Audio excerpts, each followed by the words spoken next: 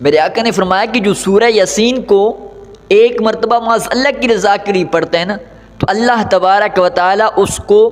10 قرآن مجید کے ختموں کا ثواب عطا فرماتے ہیں۔ اور اس کے بعد میرے آقا نے فرمایا کہ جو شخص